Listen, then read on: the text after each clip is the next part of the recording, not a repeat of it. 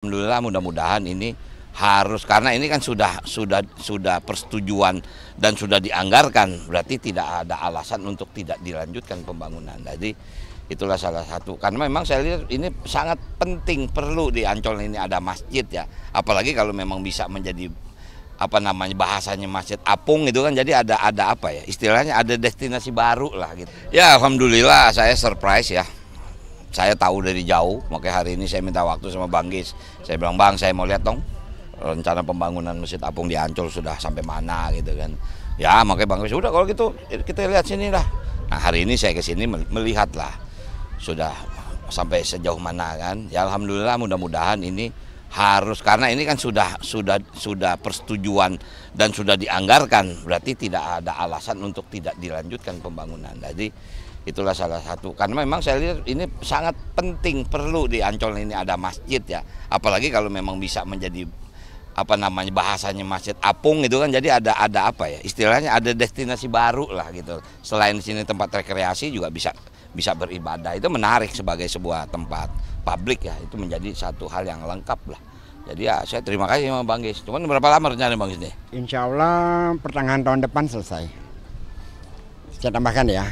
Jadi kelanjutan dari kedatangan yang di rumah saya pada saat itu, Bang Dul itu bertanya tentang apa-apa saja programnya Pak Anies di Jakarta yang belum tuntas. Lalu saya ceritakan salah satunya adalah Masjid Apung Ancol, 2 tower untuk rusun di Kampung Akuarium sama Kampung Bayam. Alhamdulillah Mas Pram sudah ke Kampung Bayam, sudah ada kontrak tentang di Kampung Akuarium juga. Insya Allah akan tetap dibangun 2 tower lagi untuk masyarakat di sana. Nah terkait dengan Masjid Apung dan Museum Rasulullah itu, kalau Museum Rasulullah itu kan pekerjaannya yang punya proyeknya Dewan Masjid Indonesia. Kalau Masjid Apung ini digagas memang di zaman Pak Anies, namanya Masjid Apung Jakarta, sudah groundbreaking, sudah semuanya. Dan hari ini kita lihat sudah progresnya sudah berjalan ya, insya Allah nanti tetap dituntaskan karena waktu itu terhambat karena masalah COVID. Dan saya kira ini salah satu bukti dari janjinya Bang Dul pada saat di rumah saya akan meneruskan programnya Pak Anies, ya ini salah satunya. Bahwa tetap melanjutkan apa yang sudah di jauh-jauh hari digagas gitu loh. Bagaimana caranya mendukung agar segera terselesaikan, mengingat ini proyeknya B2B sekarang. Ini sudah anggaran APBD ya. Jadi udah, kalau untuk masjid ya, kalau ada masjid insya Allah nggak ada masalah.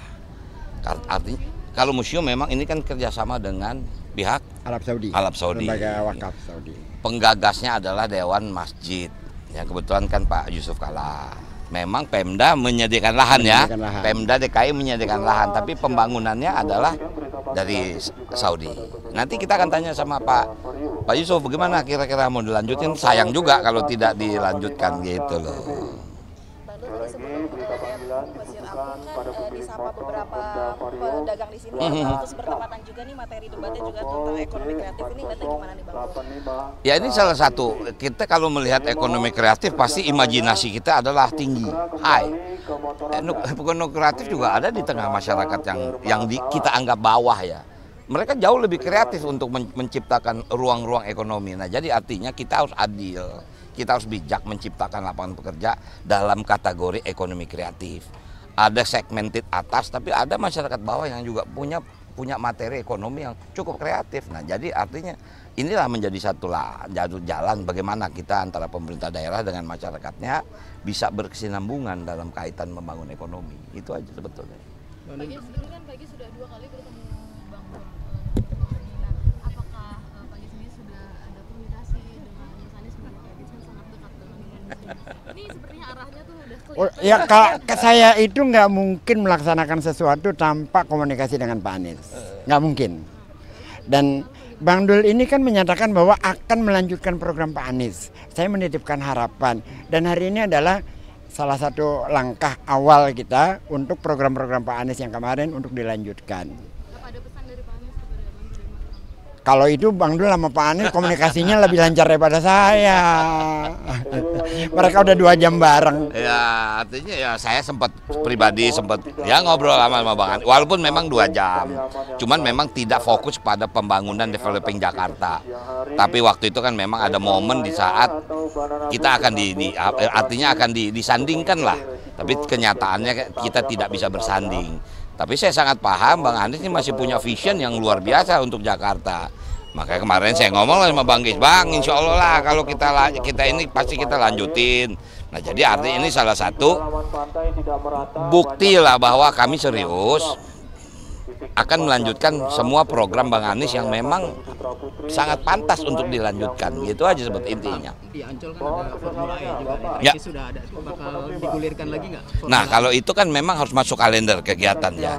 Tentu kalau Pemprov itu kan menyediakan fasilitas. Tapi tentang kalender itu nggak lepas daripada internasional. Apakah itu ada untuk karena yang namanya Mandalika juga mungkin saja satu saat tidak terjadi internasional.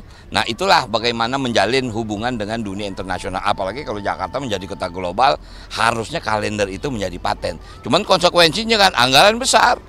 Apakah sanggup Jakarta? Sanggup, sebetulnya bisa. Tinggal kita menjadwalkannya saja. Itu aja. Ya.